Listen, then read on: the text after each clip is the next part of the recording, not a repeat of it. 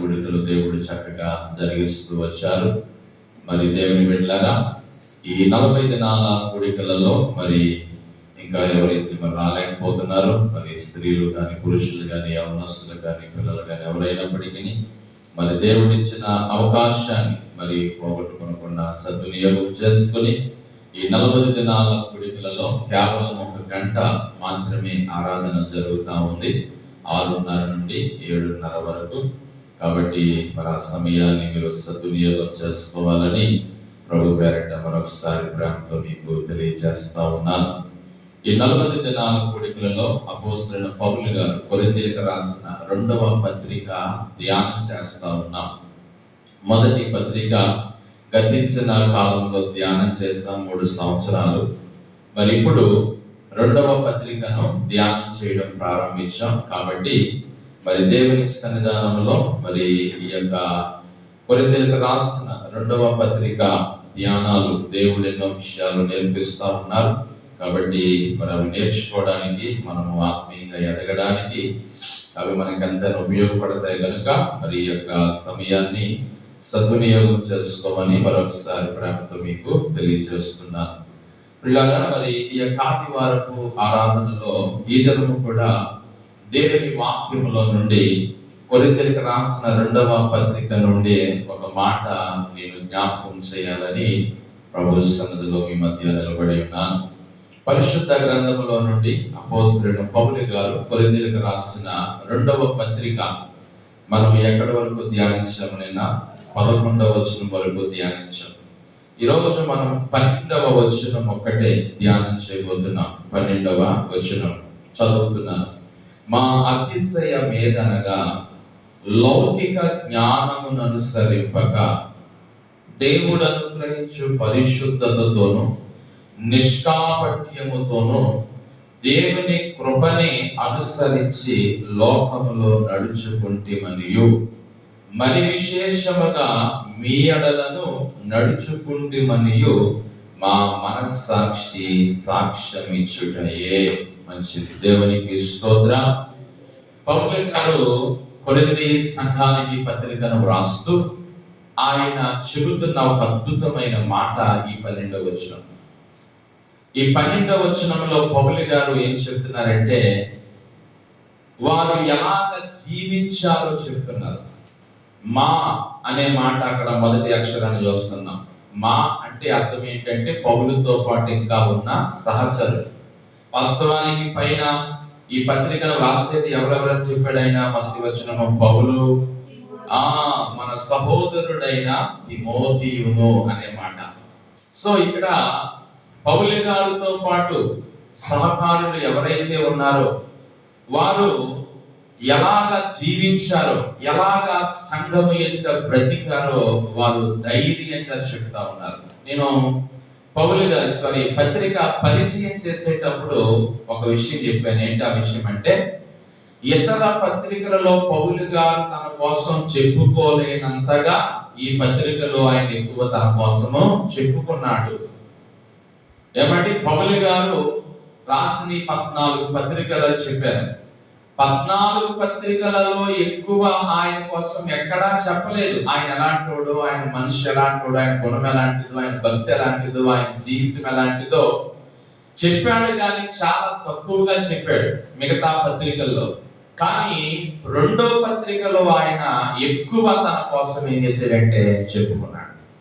ఆయన ఎలాంటి వాడు, ఆయన ఎలా బ్రతికాడు, ఆయన ఎలా జీవించాడు, ఆయన ఎలాగ తన ప్రవర్తనను పిల్లగా ప్రజల ముందు, సంఘము ముందు ఆయన ప్రవర్తించాడో ఆయన ఈ పత్రికలో ఎక్కువ తన కోసం ఏం చేసుకున్నాడంటే చెప్పుకోవలసి వచ్చింది.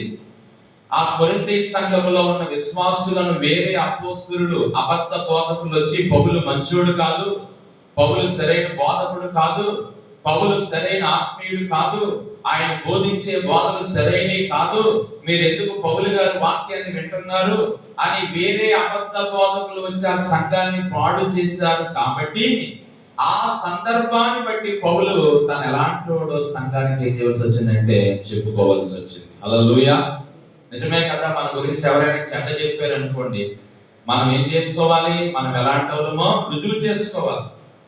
మన గురించి ఎవరైనా అలాంటి ఇలాంటి అలాంటిది అలాంటిది అని ఎవరైనా మన మీద పిల్లరా నేరారోపణ చేశారంటే, నిందించారని అంటే మనలో ఏ విధమైన తప్పు లేకుండా, మనలో ఏ విధమైన పొరపాటు లేకుండా మనల్ని ఒకవేళ ఏదైనా అన్నారు అని అంటే వారి ఎదుట మన ప్రవర్తన మనం ఏం చేసుకోవాలంటే రుజువు చేసుకోవాలి. హల్లెలూయా.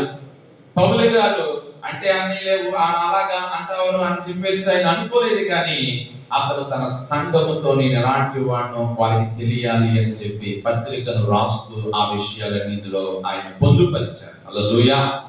అందుకే 12వ వచనంలో పౌలు గారు చెప్పే సంగతి ఏంటంటే ఆయన ఎంత మరి పిల్లరా ఆత్మీయమైన వాడో, ఆయన ఎలాంటి వ్యక్తో ఒక వచనంలోని చాలా విషయాలు పౌలు గారు ఆయన కోసం చెప్పుకుంటా ఉన్నారు. హల్లెలూయా.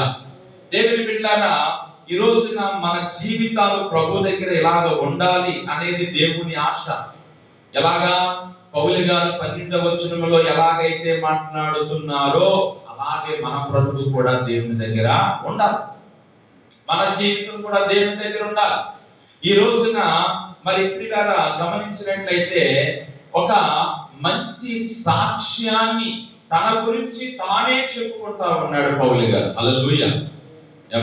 ఒక మంచి సాక్ష్యాన్ని తన గురించి తాను చెప్తున్నాడు. వాస్తవానికి మన గురించి మనం చెప్పుకుంటే ఎప్పుడు మన గురించి మనం చెప్పుకోవడం అనుకుంటాం, లేకపోతే మన గురించి మనం అన్ని మంచిగా చెప్పుకుంటాం. వాస్తవానికి లోపల ఎంత దరిద్రం బ్రతుకున్నా, లోపల ఎలాంటి జీవితం ఉన్నా పైకి మన గురించి అంతా మంచిగా చెప్పుకుంటాం పిల్లరా. కానీ పౌలైతే అలా కాదు. అతని లోపల ఏంటో బయట కూడా అదే. అతను పిల్లరా అంతరంగం ఏంటో బయట కూడా అదే. అతను ఎలాంటి వాడు తన గురించి తానే చెప్పుకుంటా ఉన్నాడు. ప్రియమైన దేవుని బిడ్డలారా, అతను చెప్పుకున్న సాక్ష్యము అది నిజం. హల్లెలూయా. బైబిల్లో చాలా మంది తన గురించి తాము చెప్పుకున్న సాక్ష్యాలు పిల్లరా మంచివి కాదు, వాస్తవాలు కాదవి. కానీ ఇక్కడ పౌలు గారు తన గురించి తాను చెప్పుకున్న సాక్ష్యము చాలా మంచిది అనే విషయాన్ని ఇక్కడ మనం తెలుసుకోవాల్సిన అవసరత ఎంతైనా ఉన్నదని ప్రభు చెప్తా ఉన్నాడు. ప్రియులారా, ఈ రోజున నీ గురించి నీవు అలాంటి ఒక మంచి సాక్ష్యం చెప్పుకోగలవా? నీ గురించి నీవు అలాంటి ఒక మంచి మాట, నేనెంత గొప్పవాడిని, నేనెంత మంచి ఆత్మీయుడు, నేనెంత మంచి ఆత్మీయ భక్తి గలవాడిని అని మన గురించి మనం చెప్పుకోగలిగినటువంటి ధైర్యం మనకుందా? వాస్తవానికి చెప్పేసుకోవడమే కదా, చెప్పేసుకోవచ్చు, కానీ లోపల అలాంటి జీవితం మనలో లేకపోవచ్చు. పౌలు గారు ఆయనలో లేకుండా చెప్పట్లేదు, ఆయనలో ఉన్నదే ఆయన తన యొక్క సంఘానికి ఏం చేస్తున్నాడంటే చెప్తా ఉన్నాడు. ఒక మాట ఉదాహరణకు పరిచయానికి ఒక మాట చదివి మనము ఈ యొక్క వాక్యం దగ్గరికి వద్దాం. చూడండి, తీతుకు రాసిన పత్రిక పౌలు గారు, అపోస్తలుడైనటువంటి పౌలు గారు తీతుకు రాసిన పత్రిక 2వ అధ్యాయము 7వ వచనం చూడండి. పరపక్షమందుండు వాడు మనలను గురించి చెడు మాట ఏదియో చెప్పనేరక సిగ్గుపడినట్లు అన్నిటి యందు నిన్ను నీవే సత్కార్యముల విషయంలో మాదిరిగా కనుపరుచుకును.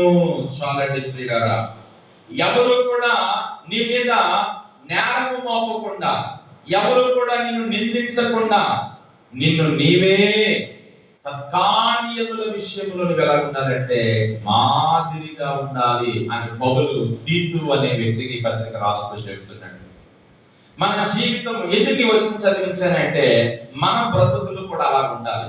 ఎవరు నిన్ను నిందించకుండా ఆడు అలాంటి ఇది ఎలాంటి దుర్మార్గుడండి, పనికిమాలుడండి, లేకపోతే ఇలాగా అని మన గురించి ఎవరు కూడా నేరం మోపకుండా, నిందించకుండా మనుషుల మధ్య మన బ్రతుకు ఎలా ఉండాలంటే ఒక మంచి జీవితాన్ని మనం జీవించాలని ప్రభు కోరుతా ఉంటాడు. హల్లెలూయా. అందుకే మత్తయి సువార్త 5వ అధ్యాయం 16వ వచనంలో అంటాడు, మనుష్యులు మీ సత్క్రియలను చూచి పరలోకమందున్న తండ్రిని మహిమపరచునట్లు వారి ఎదుట మీ వెలుగు ప్రకాశింపనీయండి అంటాడు. మనుష్యులు మీ సత్క్రియలను చూచి పరలోకమందున్న తండ్రిని మహిమపరచునట్లు మీరు మనుష్యుల మధ్య ఎలా ఉండాలంటే ప్రియులారా సత్క్రియలతో బ్రతకాలి. ఈ రోజున చాలా మంది లోకంలో ప్రియులారా ఏదో మన జీవితాన్ని పిల్లరా అలాగా మరి నడిపించేస్తున్నామంతే, బ్రతికేస్తున్నామంతే. కానీ దేవుని బిడ్డలారా, ఈ రోజు నీ జీవితము పౌలు లాగా నిన్ను నీ గురించి చెప్పుకోగలిగిన జీవితమేనా? పౌలు గారిలాగా నేనెంత మంచివాడిని, నేనెంత ఆత్మీయుణ్ణి, నేనెంత గొప్ప వ్యక్తిని, నేనెంత పరిశుద్ధుణ్ణి, నేనెంత నీతిమంతుణ్ణి, నేను ధైర్యంగా చెప్పగలను అనేటువంటి ఆ యొక్క గొప్ప నమ్మిక నీకుందా? అలా చెప్పాలని అంటే మనకు చాలా ఏముండాలంటే ధైర్యం ఉండాలి. హల్లెలూయా.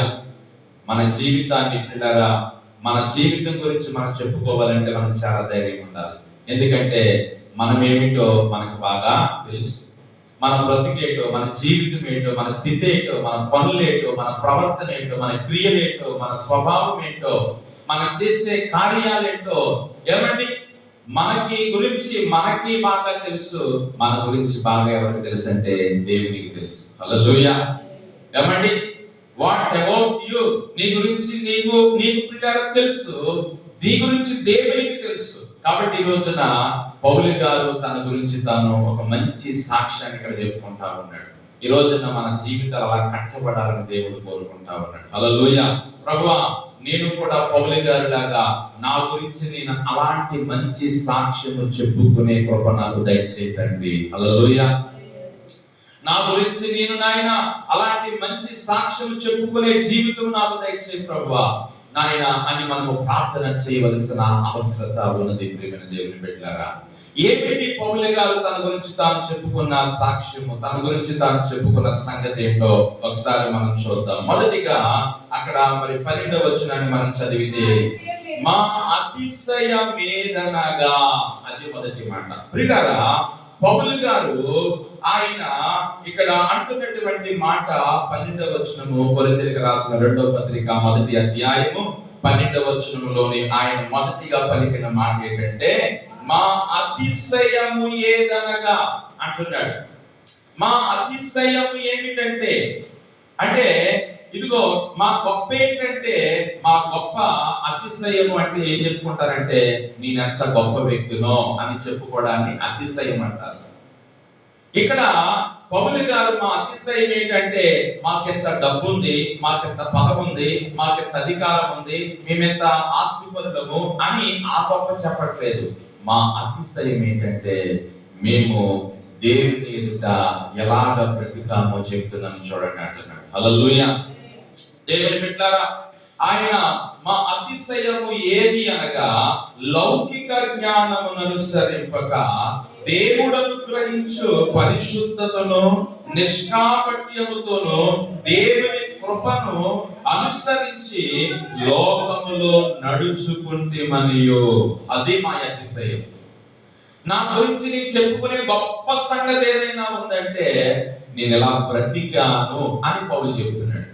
నేను ఎలా బ్రతికాడు అని అంటే, ఆ కింద రాశాడు, లోక జ్ఞానమును బట్టి కాదు, దేవుని పరిశుద్ధతతోనూ నిష్కాపట్యముతోనూ దేవుని కృప వలనే మేము బ్రతికాము అంటా ఉన్నాడు. హల్లెలూయా. ఇది నేను చెప్పేటువంటి మాట, మొదటి మాట ఏంటంటే, మన ఆత్మీయమైన అతిశయం ఏమై ఉండాలంటే, నేను చాలా మంచివాడిని అనే అతిశయం మనకు ఉండాలి. హల్లెలూయా. అంటే మనలో లేకుండా చెప్పుకోవడం కాదు, మనలో కలిగి చెప్పాల అతిశయం అయితే పిల్లల మాట. కొంతమంది వారు గొప్పలు వారు చెప్పుకుంటా ఉంటారు. ఏమంటారు అంటే, వారిలో లేకపోయినా నేను ఎంతటోడిని అంతటోడిని అలాంటోడిని ఇలాంటోడిని నేను చేసిన దాన ధర్మాలు ఎవరు చేయలేదు భూమి మీద, నేను అంత మంచోడి ఎవరు లేడు భూమి మీద, నేనే చాలా మంచోడిని అని చాలా మంది చెప్పుకుంటా ఉంటుంటారు. కానీ ప్రభువు అలాంటి మాట నీ గురించి చెప్పుకోమంటలేదు. ఒక మంచి ఆత్మీయమైన అతిశయం నీకు ఉండాలి. హల్లెలూయా. నీ గురించి నీవు చెప్పుకోవడానికి ఒక మంచి మాట నీ జీవితానికి నువ్వు కలిగి ఉండాలి. బైబిల్ గ్రంథంలో నేను చూడండి, ఒక మాట మనం చదువుదాం పరిశుద్ధ లేఖనంలో. యాకోబు పత్రిక 4వ అధ్యాయంలోనికి రండి. యాకోబు పత్రిక 4వ అధ్యాయము 16వ వచనమును మనం చదువుదాం. ప్రియమైన దేవుని బిడ్డలారా, యాకోబు పత్రిక 4. మీరు మీ డంబములయందు అతిశయపడుచున్నారు, ఇట్టి అతిశయమంతయు చెడ్డది. మన అతిశయం ఎప్పుడు కూడా దేని విషయంలోనంట? మన అతిశయము మన డంబముల యందు. డంబములు అంటే మన గొప్పలు. ఏమండి, ఈ అతిశయాన్ని కాదు దేవుడు కోరుకునేది. యాకోబు పత్రిక 4:16 చెప్పినట్లుగా, ఇప్పుడైతే మీరు మీ డంబముల యందు అతిశయపడుచున్నారు. మీ డంబముల యందు అతిశయపడటం అంటే నేనెంత గొప్ప ఆస్తిపరుణ్ణి, నేనెంత గొప్ప చదువుకున్నవాడిని, నేనెంత గొప్ప జ్ఞానవంతుణ్ణి, నేనెంత గొప్ప డబ్బున్నవాడిని, నేనెంత గొప్ప పదవున్నవాడిని. ఇది మన అతిశయం. కానీ అది కాదు కావలసింది, మనం పొందవలసిన అతిశయం. మన అతిశయం ఏమై ఉండాలంటే, నేను ఎంత మంచి భక్తి గలవాడిని అనే అతిశయం నీకు ఉండాలి. హల్లెలూయా. మన భక్తి ప్రియులారా దేవుడు అతిశయించేలా ఉండాలి. హల్లెలూయా. మన భక్తి జీవితాన్ని బట్టి దేవుడు ఏమై ఉండాలంటే అతిశయించాలి. బైబిల్లోని మరి యోబు భక్తిని బట్టి దేవుడు ఏం చేశాడంటే అతిశయించాడు. సాతానుతో చెప్పాడు, సాతానా, నా సేవకుడైన యోబు సంగతి నీవు ఆలోచించావా? అతను ఆశావాసి భక్తిపరుడు కాదు, అతను మామూలు వ్యక్తి కాదు, యథార్థవంతుడు, భయభక్తులు గలవాడు, చెడుతనాన్ని విసర్జించిన వాడు, భూమి మీద అతని వంటి వాడు ఎప్పుడూ కూడా లేడు అని అక్కడ యోబు కోసం దేవుడు అతిశయంగా చెప్పాడు, గర్వంగా చెప్పాడు. ఎంత అద్భుతమైన మాట. మన అతిశయాలు ఎప్పుడు లోక విషయాలే. నాకెంత ఆస్తి ఉంది, నాకెంత కారు ఉంది, నాకెంత పదవి ఉంది, నాకెంత చదువు ఉంది, నాకెంత జ్ఞానం ఉంది, ఇంకా ఇంకా ఏదేదో కావచ్చు. అందుకే మీ డంబముల యందు మీరు అతిశయించడము చెడ్డది. దేని బట్టి మీరు అతిశయపడాలంటే ఆత్మీయతను బట్టి మీరు ఏమవ్వాలి? అతిశయపడాలి. అతిశయించేవాడు ఆత్మీయతను బట్టి అతిశయించాలి. ఏమండి, మరి అంటాడు కదా బైబిల్ గ్రంథములోని 20వ కీర్తనలో అంటాడు, కొందరు గుర్రములను బట్టి, కొందరు రథములు బట్టి అతిశయపడుదురు, మనమైతే మన దేవుడైన యెహోవా నామమును బట్టి అతిశయించాలి. హల్లెలూయా. మనం ఎవరిని బట్టి అతిశయించాలి? దేవుని బట్టి మనం అతిశయించాలి. ఆత్మీయతలో మనం ఎలాంటి వారము దాన్ని బట్టి అతిశయించాలి. ఈ రోజున ఇక్కడ పౌలు గారు చెప్పే మొదటి మాట, మా అతిశయము ఏదనగా. మా అతిశయం ఏంటంటే, మేము మీ మధ్య ఒక మంచి బ్రతికామని ధైర్యంగా చెప్పగలము. అది మా అతిశయం. హల్లెలూయా. మేము ఒక మంచి ఆత్మీయంగా బ్రతికామని చెప్పడానికి మేము ధైర్యంగా చెప్పగలం. అది మా అతిశయం అని పౌలు గారు ఆయన చెప్తా ఉన్నాడు. ప్రియమైన దేవుని బిడ్డలారా, ఈ రోజున మనము అటువంటి ఆత్మీయమైన అతిశయాన్ని కలిగిన వారుగా ఉండాలి. గలతీయులకు రాసిన పత్రికలో ఒక మాట చదివి మనము ముందుకు వెళదాం. గలతీయులకు రాసిన పత్రిక 6వ అధ్యాయము 4వ వచనమును చూడండి.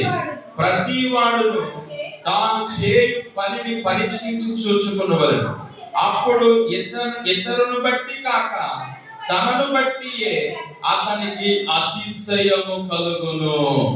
ఏమండి, ప్రతివాడు తన పనిని బట్టి, ఏమండి, ప్రతివాడు తాను చేయు పనిని పరీక్షించి చూచుకోవాలను, అప్పుడు ఇతరులను బట్టి కాక తనను బట్టి అతనికి అతిశయం కలుగును. ఈ మాటలో ఉన్న అర్థం ఏంటంటే, నీ భక్తి ఎలాగుందో, నీ జీవితం ఎలాగుందో నీవు చూసుకో. అప్పుడు ఇతరులను బట్టి కాక నీ భక్తిని బట్టి నీవేమవుతావంటే అతిశయిస్తాం. ఈ రోజున మన అతిశయము ఏమండి, దేవుని యందు ఆత్మీయ అతిశయాన్ని మనం కలిగి ఉండాలి అనేది మొదటి మాట. పౌలు గారు, మా అతిశయము ఏమిటి? అతిశయము అని అంటే మీ గర్వంగా చెప్పుకునేది ఏదైనా ఉంది అంటే అది ఏంటి అంటే, మేము మీ ముందర ఒక మంచి ప్రవర్తన కలిగి మేము బ్రతికాము అని పౌలు గారు ఆయన చెప్తున్నట్లుగా ఇక్కడ లేఖనంలో మనం చూస్తా ఉన్నాం. హల్లెలూయా. దేవుని బిడ్డలారా, పౌలు గారు అతిశయించడానికి ఏమండి గల కారణము ఏమిటి అనేది మనము ఒకటి చూద్దాం. చూడండి, అక్కడ ఏమన్నాడు తర్వాత మాట, లౌకిక జ్ఞానమును అనుసరింపక అనే మాట మనం చూస్తున్నాం. పౌలు గారు ఏ జ్ఞానాన్ని అనుసరించలేదట? లౌకిక జ్ఞానం, లోక జ్ఞానాన్ని అనుసరించలేదు. లోక జ్ఞానాన్ని అనుసరించే లోక రీతిగా అతనేమోను అతిశయించు. లోకరీతిగా అతిశయించదు. మొదటిది ఆత్మీయమైన అతిశయము, మొదటి మాట. రెండో మాట ఈరోజు ఏమిటంటే లౌకిక జ్ఞానము కాదు మనం అనుసరించవలసింది. లోక జ్ఞానము కాదు, మనం దేవుని జ్ఞానమును అనుసరించాలి. దేవుని జ్ఞానాన్ని అనుసరించాలి. లౌకిక జ్ఞానము నువ్వు పిల్లగా అనుసరిస్తే అది నిన్ను నాశనం చేస్తుంది. ఈ రోజున చాలా మంది లోక జ్ఞానాన్ని అనుసరిస్తున్నారు. లోక జ్ఞానం వారిని ఏం చేస్తుందంటే పాడు చేస్తుంది. లోక జ్ఞానం వారి జీవితాన్ని నాశనం చేస్తుంది. ఎందుకంటే ఆడు చేశాడు నేను చేయాలి, ఆడలా ఉన్నాడు నేను ఇలా ఉండాలి, ఆడలా చేస్తున్నాడు నేను ఇలా చేయాలి అని లోక జ్ఞానాన్ని అనుసరిస్తూ ఉన్నారు. ప్రియులారా, పౌలు గారు లౌకిక జ్ఞానమును అనుసరించలేదు అంటున్నాడు. లౌకిక జ్ఞానం ఏం చేయలేదు, అనుసరించలేదు. ఎందుకు లౌకిక జ్ఞానాన్ని అనుసరించలేదు ఒకసారి చూద్దాం. చూడండి, లోక జ్ఞానం ఎలాంటిది అంటే యెషయా గ్రంథము 47వ అధ్యాయము, యెషయా గ్రంథము 47వ అధ్యాయము ప్రియులారా 10వ వచనాన్ని మనం చదువుదాం. నీ చెడుతనము నీవు ఆధారం చేసుకుని ఎవడును నన్ను చూడడని అనుకుంటివి. నేనున్నాను, నేను తప్ప మరి ఎవరునూ లేరని అనుకున్నట్లుగా నీ విద్యయు నీ జ్ఞానము నిన్ను చెరిపివేసెను అనే మాట ఇక్కడ మనం చూస్తా ఉన్నాం. నీ విద్య నీ జ్ఞానము నిన్ను ఏం చేస్తుంది, చెరిపేస్తుంది, నాశనం చేస్తుంది. నీ జ్ఞానం బట్టి నువ్వు అనుకుంటున్నావు, నీ చెడుతనాన్ని గురించి నువ్వు ఎవరికి తెలియదు, నేను బానే జీవించాను, బానే ఉన్నాను, బానే మేనేజ్ చేశాను అనుకుంటున్నావు నీ జ్ఞానంతో.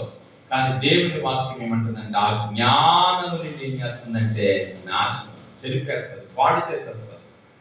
ఈరోజు నాకు చాలా మంది లోక జ్ఞానమును అనుసరిస్తున్నారు. లోక జ్ఞానం ఏమంటే లోక జ్ఞానము ఏం చేస్తుంది తెలుసా? నీవు ప్రియులారా ఎవరికి తెలియకుండా నీ జీవిత రహస్య జీవితాన్ని ఎలా బ్రతకాలో నీకు నేర్పిస్తారు. కానీ ఆ జ్ఞానమును బట్టి నువ్వేమైపోతావంటే చెడిపోతావు. ఆ జ్ఞానమును బట్టి నువ్వేమైపోతావు, చెడిపోతావు. ప్రియమైన దేవుని బిడ్డలారా, ఈ రోజున దేవుని సన్నిధిలో మనం ఏ జ్ఞానమును అనుసరిస్తా ఉన్నాం? పౌలు గారు మా అతిశయం ఏమిటంటే మేము లోక జ్ఞానమును ఏం చేయలేదంటే అనుసరించలేదు. మా అతిశయం ఏమిటంటే మేము లోక జ్ఞానాన్ని అనుసరించలేదు. అంటే దాని అర్థం ఏమిటి? దేవుని జ్ఞానముని మేము ఏం చేసాము, అనుసరించాం. దేవుని జ్ఞానముతో బ్రతికాం, దేవుని జ్ఞానానుసారంగా జీవించాం. లోక జ్ఞానం ఇంకా ఎలాంటిది? ఒకటి ఇక్కడ ఏం చేద్దామని మనము చెరిపివేసాము లోక జ్ఞానం. రెండవది లోక జ్ఞానం ఎలాంటిదంటే ఇర్మియా గ్రంథము 4వ అధ్యాయం, ఇర్మియా గ్రంథము 4వ అధ్యాయం 22వ వచనం చూడండి.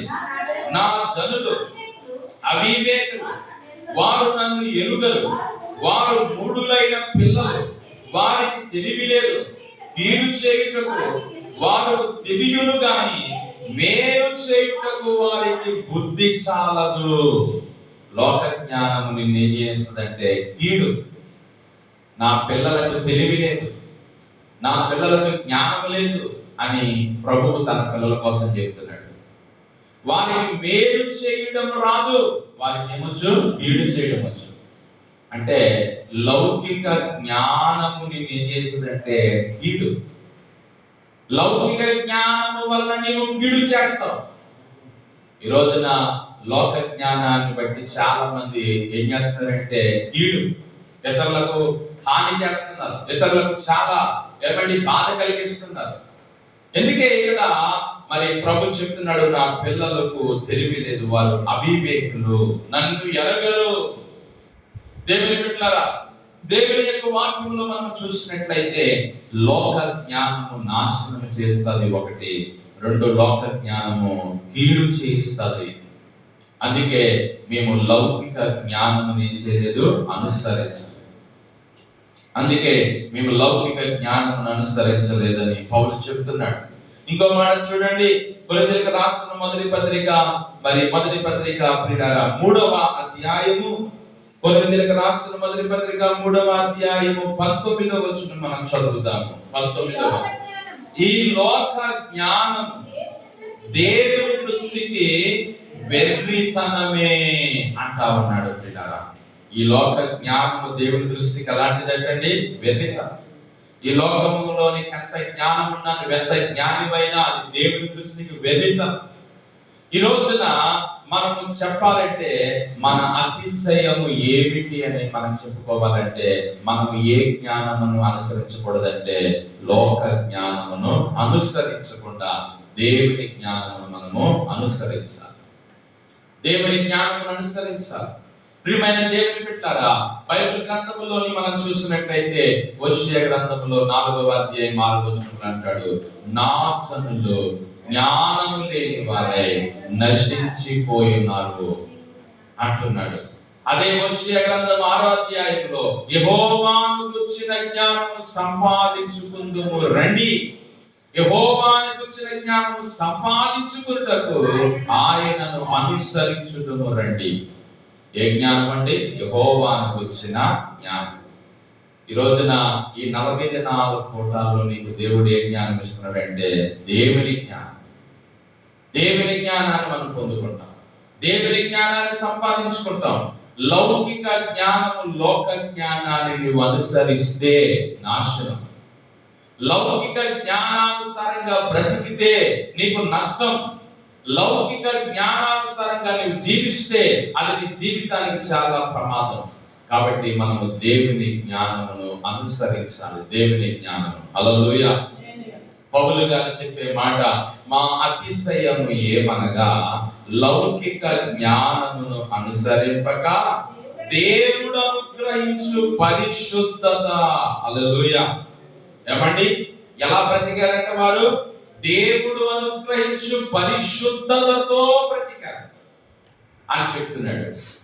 మూడో మాట ఈరోజు మన ధ్యానంలో, దేవుడు అనుగ్రహించు పరిశుద్ధతతో మనం బ్రతికితే అప్పుడు మనం కూడా మా అతిశయం ఏంటంటే మేము పరిశుద్ధంగా బ్రతికేమని చెప్పగలం. హల్లెలూయా.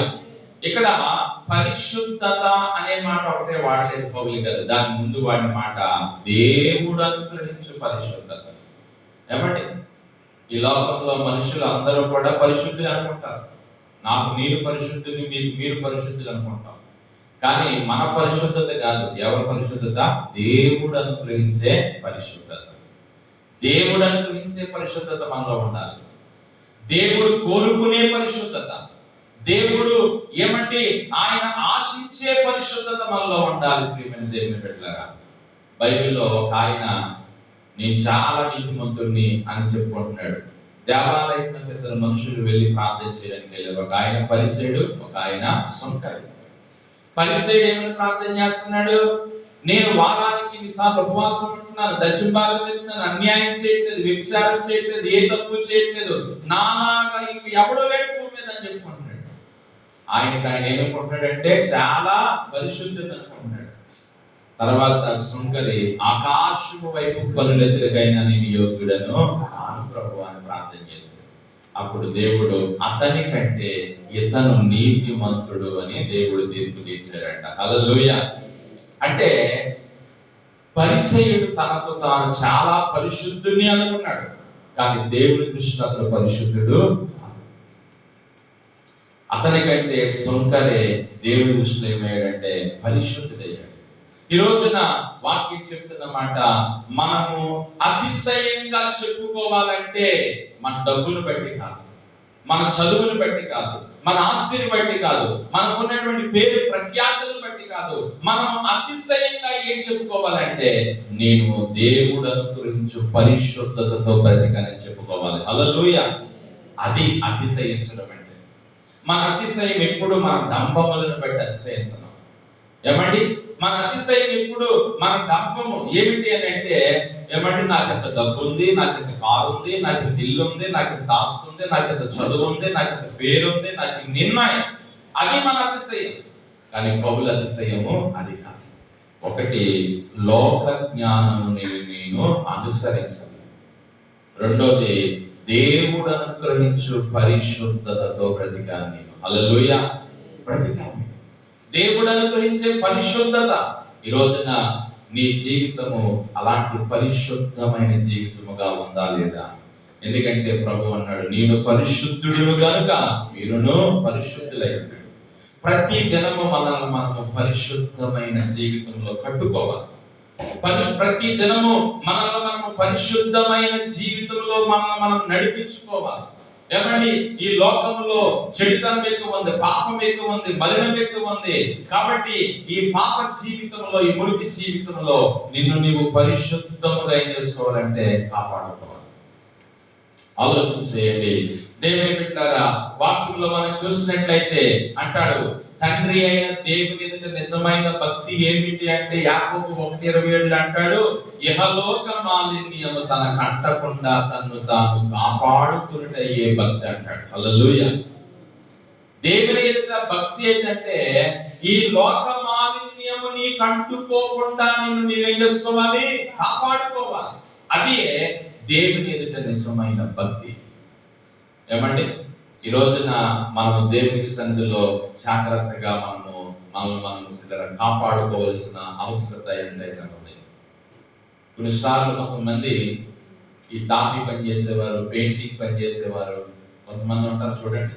కొంతమంది వెళ్ళంతా పని చేసుకుంటారు, కొంతమంది అసలు పని చేసినట్టే ఉంటారు. అంటే ఆ పని దగ్గర వారంతా ఎలా ఉంటారంటే జాగ్రత్తగా ఉంటారు. అదేమి అంటుకోకుండా పనిచేస్తారు. ఆ యొక్క క్యారెక్టర్ కొంతమందికి ఉంటుంది. కొంతమంది మొత్తం నేనే పని చేసినట్టు మొత్తం దాన్ని పనిచేసుకుంటూ ఉంటుంటారు. సో కాబట్టి మనం ఈ లోకంలో అలా ఉండాలి. ఈ లోక మాలిన్యము మనకు అంటకుండా మనం ఏం చేయాలంటే బ్రతకాలి. దేవుని బిడ్డలారా, పరిశుద్ధతతో అంటున్నాడు పౌలు గారు, దేవుడు అనుగ్రహించు పరిశుద్ధత.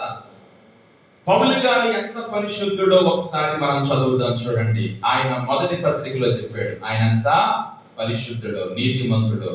మొదటి పత్రికలో 4వ అధ్యాయము 4వ వచనం చదవండి ఒకసారి. నా యందు నాకు ఏ దోషము కానరాదు, అయినను ఎందువలన నీతిమంతుడుగా ఎంచబడను, నన్ను విమర్శించువాడు ప్రభువే. ఏంటండి, నా యందు నాకు ఏ దోషము కానరాదు. నాలో నాకు ఏ దోషము లేదు, అది చెప్పగల ధైర్యంగా. అలాగని నేను చాలా నీతిమంతుని అంటలేదు. నన్ను నీతిమంతునిగా ఇచ్చేది ఎవరంటే దేవుడే. మనం చెప్పగలం ఆ మాట, నాలో ఏ దోషము లేదండి అని. ప్రియులారా, అంటారు కదా, మేడి పండు చూడు మేలిమై ఉండి పొట్ట వైపు చూడు పురుగులు. అది మనం పైకి చాలా మనం ప్రియులారా మేడి పండులాగా ఉన్నాం, కానీ లోపల ఎన్నో మలినాలు, మాలిన్యం, మురికి, చెత్త చెదారమంలో ఉంది. అయినా మనం ఎంత వెళ్ళగలుగుతామంటే అంత నీతిమంతులు అన్నట్టుగా ఉంటాం. పౌలు గారు అయితే ఆయన లోపల ఏ దోషము లేకపోయినా ఆయన అంటున్నాడు, నేను నీతిమంతునిగా నన్ను నేను ఎంచుకోను, కానీ నన్ను విమర్శించేవాడు దేవుడే. ఈ రోజున నీ పరిశుద్ధత ఎలా ఉండాలి? నీ పరిశుద్ధత ఎలా ఉండాలంటే నీవు అతిశయంగా చెప్పుకునేలా ఉండాలి. హల్లెలూయా.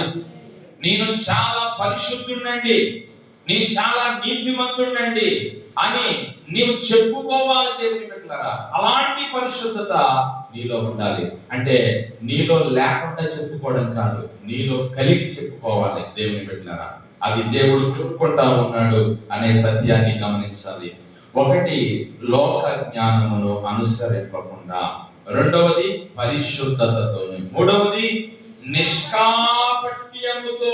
దేవునికి స్తోత్రం. హల్లెలూయా. ఎలాగా ఆయన ఉన్నాడు అంటే ప్రియులారా, నిష్కాపట్యము అని అంటే నిష్కపటము, కపటము లేకుండా. దీన్ని ఇంకొక మాటలో చెప్పాలంటే యథార్థముగా బ్రతికామంటాడు. హల్లెలూయా. యథార్థత. ఏమంటే ఈ రోజున మనం ఆలోచన చేసినట్లయితే దేవుని సన్నిధిలో మన జీవితాలు ఏమంటే యథార్థముగా దేవుని సన్నిధిలో మనము ఉన్నామా అనేది ఒకసారి ఆలోచన చేయాలి. దేవుని యొక్క వాక్యంలో పౌలు గారు చెప్తున్నాడు, నిష్కాపట్యముతో నేను బ్రతికాను. నేను దేవుని యొక్క వాక్యములు ఈ మాటకు అనేకమైన మాటలు బైబిల్లో రాశాడు. ఒకసారి చదువుదాం చూడండి. బైబిల్ గ్రంథంలో మనం చూసినట్లయితే ఇదే కొరింథీయులకు రాసిన 2వ పత్రిక 2వ అధ్యాయం 2వ అధ్యాయము 17వ వచనం చూడండి. కాబట్టి ఎట్టి సంగతులు చాలిన వాడు ఎవడు, మేము దేవుని వాక్యమును కలిపి చెరిపేడి అనేకుల వలె ఉండక నిష్కాపట్యము గల వారును దేవుని వలన నియమింపబడిన వారునై ఉండి క్రీస్తు నందు దేవుని ఎదుట బోధించుచున్నాము. హల్లెలూయా.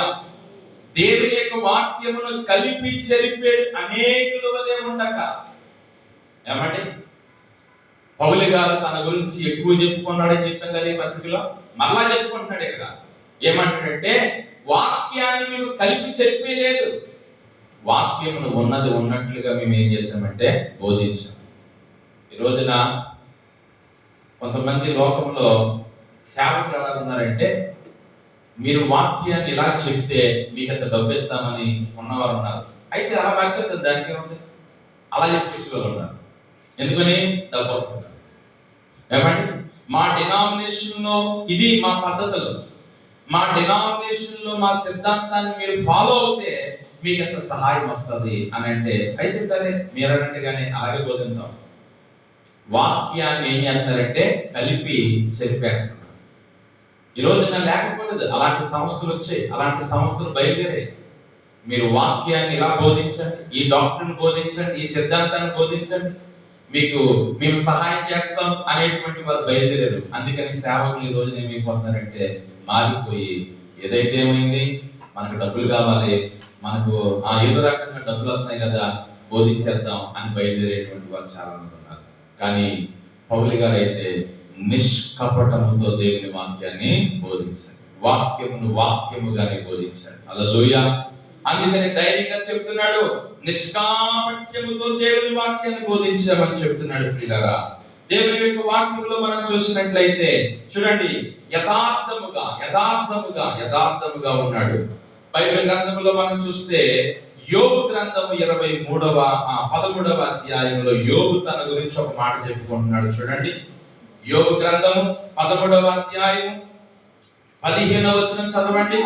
ఇదిగో ఆయన నన్ను చంపినను నేను ఆయన కొరకు కనిపెట్టుచున్నాను, ఆయన సన్నిధిని నా ప్రవర్తన న్యాయమని రుజువు పరుతును. ఏమండి, యోబు గారు ఆయన ధైర్యంగా చెప్తున్నాడు, ఆయన సన్నిధిలో నా ప్రవర్తన లాగంటే న్యాయమని రుజువు చేస్తాను. యోబుకి 3 స్నేహితులు ఉన్నారు, జోఫరు, ఎలీఫజు.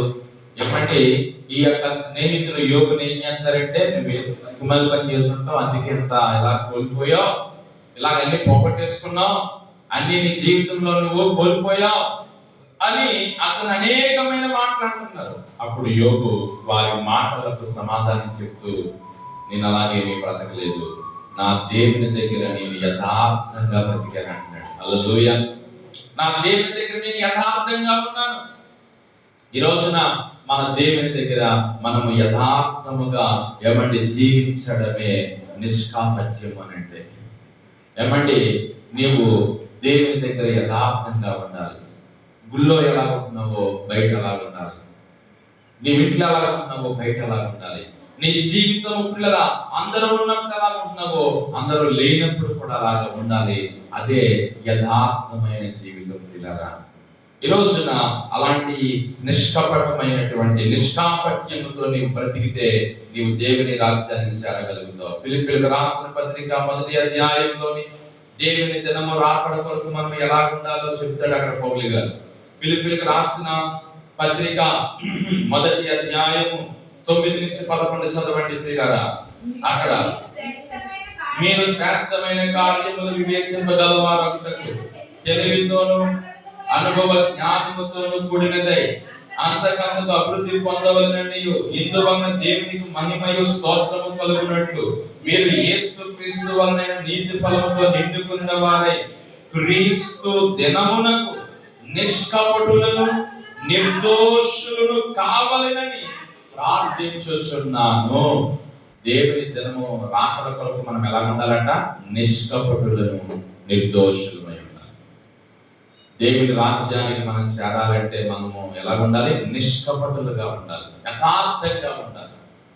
దేవుని బిడ్డలారా, ఎంతకాలం నీవు దేవుని సన్నిధిలో ఏమండి ఎంత భక్తి చేసి నువ్వు దేవుని రాజ్యానికి చేరలేకపోతే మనము చాలా దురదృష్టవంతులం అవుతాం. మనం చాలా కోల్పోయిన వరం అవుతాం. కాబట్టి పౌలు గారు అంటున్నాడు, నిష్కపటముతో మేము బ్రతికాము, నిష్కపటముతో జీవించాం, యథార్థముగా జీవించాం అంటా ఉన్నాడు. ప్రియులారా, దేవుని బిడ్డలారా, దేవుని రాజ్యములో మనం చేరాలంటే యథార్థత మనకి కావాలి, నిష్కాపట్యముతో కలిగిన జీవితం కావాలి. 1 పరిలోక జ్ఞానము కాదు, 2 పరిశుద్ధత, 3 నిష్కాపట్యముతో, 4 దేవుని కృప. హల్లెలూయా, దేవుని కృప. మా అతిశయము ఏమిటంటే, మాకు ఏముందంటే దేవుని కృప ఉంది. హల్లెలూయా. ఏమండి, పౌలు గారు అక్కడ చెప్పిన 4వ మాట, మా అతిశయము ఏమిటంటే దేవుని కృపతో బ్రతుకుతున్నాం. మా బలమును బట్టో, మా శక్తిని బట్టో, మా సామర్థ్యాన్ని బట్టో కాదు. ఈ రోజు మేము ఇలా ఉన్నామంటే అది దేవుని కృప, దేవుని కృప వలన బ్రతుకుతాం. ఈ రోజున మన అతిశయము ఏమిటై ఉండాలంటే దేవుని కృప. ఏమండి, మన అతిశయము మన డబ్బు కాదు, మన ఆస్తి కాదు, మన అంతస్తులు కాదు, మనకున్న పేరు ప్రఖ్యాతులు కాదు, కానీ మన అతిశయం ఏమిటంటే దేవుని కృప. ప్రభువా, నీ కృప వల్ల నేను ఇలా ఉన్నానయ్యా, నీ కృప వల్ల నేను ఇలా బ్రతుకుతున్నానయ్యా, నీ కృప లేకపోతే నేనేమైపోతున్నాను ప్రభువా, నీ కృపను బట్టే, నీ కృపను బట్టే. బైబిల్ గ్రంథంలో దేవుని కృపను పొందిన పౌలుగా ఈయన మనం చూస్తా ఉన్నాం. కొరింథీయులకు రాసిన మొదటి పత్రికలో చెప్పాడు చూడండి. కొరింథీయులకు రాసిన మొదటి పత్రిక 15:10 చదవండి. 15:10 అయినను నేనేమై ఉన్నాను, దేవుని కృప వలనే అయి ఉన్నాను, మరియు నాకు అనుగ్రహింపబడిన ఆయన కృప నిష్ఫలము కాలేదు గాని వారందరికంటే నేను ఎక్కువగా ప్రయాసపడినది నేను కాదు, నాకు తోడై ఉన్న దేవుని కృపే, దేవుని కృపే. ఏమంటాడు ఇక్కడ పౌలు అంటే, అయినను నేనేమై ఉన్నాను అది దేవుని కృప వలనే. ఏమై ఉన్నానో దేవుని కృప వలనే. నాకు అనుగ్రహింపబడిన ఆయన కృప నిష్ఫలము కాలేదు. వారందరికంటే ఎక్కువ ప్రయాసపడినది నేను కాదు, దేవుని కృపే. అంటే పౌలు తన జీవితంలో ఆయన తెలుసుకున్నది ఏంటంటే, నా జీవితం దేవుని కృప వలనే బ్రతుకుతా ఉన్నాను. హల్లెలూయా. నా అతిశయం ఏమిటంటే నాకు దేవుని కృప ఉంది. మా అతిశయం ఏమిటంటే దేవుని కృప, దేవుని కృప అని చెప్తా ఉన్నాడు. ఏమండి, ఈ రోజున మన అతిశయం ఏంటి? మన అతిశయం మన డబ్బా, మన అతిశయం మనకున్న చదువ, మన అతిశయం మనకున్నటువంటి పేర, మన అతిశయము మనకున్న ఆస్తుల కాదు. మన అతిశయం ఏమై ఉండాలంటే దేవుని కృప అయి ఉండాలి. హల్లెలూయా. దేవుని కృపను మనం పొందాలి. యాకోబు పత్రిక 4వ అధ్యాయం 6వ వచనంలో ఒక మాట చదివి మనం ముందుకు వెళ్దాం. యాకోబు పత్రిక 4వ అధ్యాయం 6వ వచనంలో, కాదు గాని ఆయన ఎక్కువ కృపనిచ్చును, అందుచేత దేవుడు అహంకారులను ఎదిరించి దీనులకు ఆయన కృపనిస్తాడు. ఆ కృపని అనుభవించాలంటే ఆయన ఎదుట ఏమై ఉండాలంటే దీనుడు అయి ఉండాలి. దేవుడు అహంకారులను ఎదిరించి దీనులకు ఆయన కృపిస్తాడంట. కొంతమందికి అహంకారం ఉంటుంది. నాకెంత డబ్బు ఉంది, నాకెంత పేరుంది, నాకెంత ఆస్తి ఉంది, నాకెంత చదువు ఉంది, నాకెంత పదవి ఉంది అనే అహంకారం. వారు ఏం పోగొట్టుకుంటారంటే దేవుని కృపను పోగొట్టుకుంటారు. కానీ దేవుడు ఆయన కృప ఎవరికి ఇస్తున్నాడంటే దీనులకు ఆయన కృపను ఇస్తున్నాడు. నీకెంత ఉన్నా, ఏమున్నా, ఎలాగున్నా నీవు దేవుని దగ్గర దీనుడుగా ఉంటే ఇంకా నీకు ఆయన కృప దొరుకుతుంది. హల్లెలూయా. దేనిని బట్టి నీవు అహంకారము, గర్వాన్ని కలిగి ఉండకుండా దేవుని బట్టి నీవు దీనుడుగా ఉంటే ఆయన కృపను పొందుకుంటావు. ఏమండి పిల్లరా, మా అతిశయము ఏమిటి అని అంటే, మేము లౌకిక జ్ఞానమును అనుసరింపక పరిశుద్ధతతోను నిష్కాపట్యముతోను దేవుని కృపతోను నడుచుకున్నాం. అది మా అతిశయం. హల్లెలూయా. మేము నడుచుకున్నాం. అలాగ నడుచుకున్నాము అని ఎవరు చెప్తున్నారు అని అంటే, మా మనస్సాక్షి మా నిమిత్తంలో సాక్ష్యం ఇస్తుంది. చివరి మాట ఏమన్నాడు పౌలు గారు అక్కడ? మా మనస్సాక్షి సాక్ష్యమిచ్చుటయే. ఏమండి, నేను చెప్పే చివరి మాట ఏంటంటే, మా మనస్సాక్షి చెప్పగలదా మన గురించి? ఎలాగా?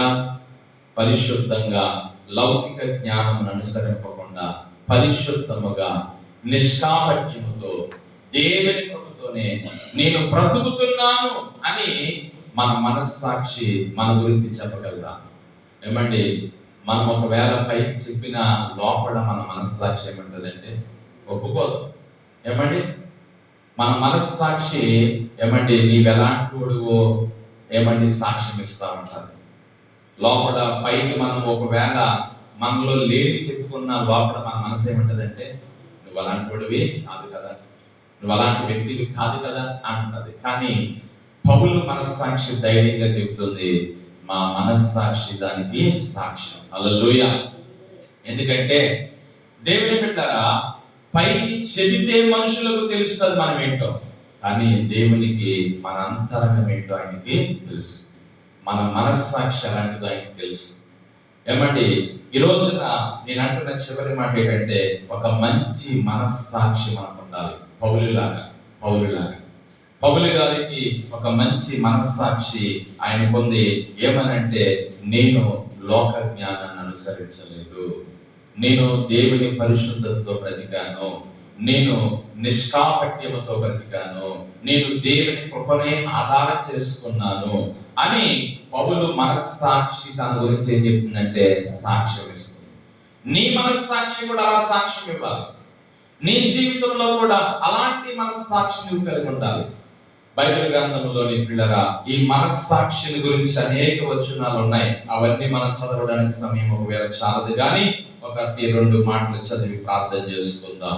చూడండి, ఎబ్రీలకు రాసిన పత్రిక 13, ఎబ్రీ పత్రిక 13:18 చదవండి. 13:18 చదవండి. మా నిమిత్తము ప్రార్థన చేయుడి, మేము అన్ని విషయములలో యోగ్యముగా ప్రవర్తింపగోరుచు మంచి మనస్సాక్షి కలిగి ఉన్నామని నమ్ముకొనుచున్నాము. ఏమండి, పౌలు గారి పత్రిక రాస్తున్నాడు, ఎబ్రీ పత్రిక. మా నిమిత్తము ప్రార్థన చేయండి అని సంఘాన్ని కోరుకుంటూ మీదిగో ఏమని అంటే మేము అన్ని విషయములలోనూ యోగ్యముగా ప్రవర్తింపగోరుచు మంచి మనస్సాక్షి కలిగి ఉన్నామని నమ్ముకుంటున్నాం. ఏమండి, పౌలు గారంట తనతో ఉన్న వారందరూ కూడా మేము మంచి ఏం కలిగి ఉన్నాము? మనస్సాక్షి. ఈ రోజున మనం కూడా అటువంటి మంచి మనస్సాక్షి జీవితాన్ని మనం కలిగి ఉండాలి. ఏ విషయంలో కూడా నీ మనస్సు నీ మీద ఏం చేయకూడదంటే నేరారోపణ చేయకూడదు. నువ్వు ఎలాంటి వాడివి, నువ్వు అలాంటి వాడివి, నువ్వు ఎలా చేసావు, నువ్వు అలా చేసావు, నీ జీవితం అలాంటిది అని చెప్పడానికి అవకాశం లేకుండా ఒక మంచి మనస్సాక్షి కలిగి ఉండాలి. హల్లెలూయా. ఇంకొక మాట చదువుతారు చూడండి ప్రియులారా, ఇంకొక మాటలోని ఏమన్నాడో చూడండి. అపోస్తల కార్యాలు 23:1 చదవండి.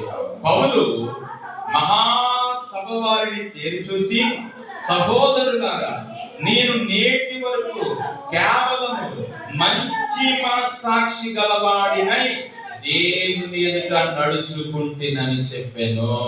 ఏమండి, ఎలా నడుచుకున్నాడు దేవుని దగ్గర? మంచి మనస్సాక్షి కలిగి. ఏమండి, మంచి మనస్సాక్షి కలిగి. ఈ రోజున నీవు ఒక మంచి మనస్సాక్షి కలిగిన వ్యక్తిగా దేవుని ఎదుట నీవు నడుచుకుంటున్నావా? ప్రజలందరి ఎదుట నీవు నడుచుకుంటున్నావా? నీ జీవితంలో నీకు ఒక మంచి మనస్సాక్షి ఉందా లేదా? ఇది చివరి మాట. పౌలు ఇక్కడ ధైర్యంగా చెప్తున్నాడు, మీ అందరి ఎదుట, మరి విశేషముగా మీ ఎదుట మేమేం కలిగి ఉన్నామంటే మంచి మనస్సాక్షి కలిగి ఉన్నాం. మా మనస్సాక్షి సాక్ష్యం ఇస్తుంది. ఎలాగనంటే మేము లౌకిక జ్ఞానమును అనుసరించాలి. ఎలాగంటే మేము దేవుని పరిశుద్ధతతో బ్రతికాము. రెండవది నిష్కాపట్యముతో మేము జీవించాము. ఏమండి, దేవుని కృపతోనే మేము జీవించాం. అది మా మనస్సాక్షి మా నిమిత్తం ఏమిస్తుందంటే సాక్ష్యం ఇస్తా ఉంది. కొన్నిసార్లు మనం ఏదైనా చేసినప్పుడు ఎవరైనా చేయలేదన్నారనుకో అంట, ఆమె అడుగు కావాలంటే, వీళ్ళ అడుగు కావాలంటే అని చెప్పేసి అని ఇతరుల సాక్ష్యం చెప్తా ఉంటుంటాం. వాళ్ళ అడుగు వీళ్ళ అడుగు అంటలేదు పౌలు ఇక్కడ. మా మనస్సాక్షి సాక్ష్యం ఇస్తుంది మేము ఎలాంటి వాళ్ళము. హల్లెలూయా. ఈ రోజున అలాంటి జీవితం ప్రతి క్రైస్తవునికి ఉండాలని దేవుడు కోరుతా ఉన్నాడు. ఈ రోజున మనం నేర్చుకున్న వర్తమాన భావం ఏమిటంటే మా అతిశయము ఏమనగా అనేది ప్రాముఖ్యము. రెండు, నీ మనస్సాక్షి నీ గురించి ఏమి చెప్తుంది అనేది ప్రాముఖ్యం. ఈ రెండు మాటలు మన మనసులో పెట్టుకొని సారాంశాన్ని మనం విన్న మాటలన్నీ తలపోసుకొని పౌలు గారిలాగా మనం కూడా చెప్పగలిగే సామర్థ్యం, పౌలు గారిలాగా మనం కూడా మన గురించి చెప్పుకోగలిగేటువంటి భక్తి మనం కలిగి జీవిద్దాం. అట్టి కృప దేవుడు మనకు దయచేయును గాక. ఆమేన్. ప్రార్థన చేసుకుందాం. తలలు వంచండి, కళ్ళు మూసుకోండి, ప్రార్థన చేసుకుందాం.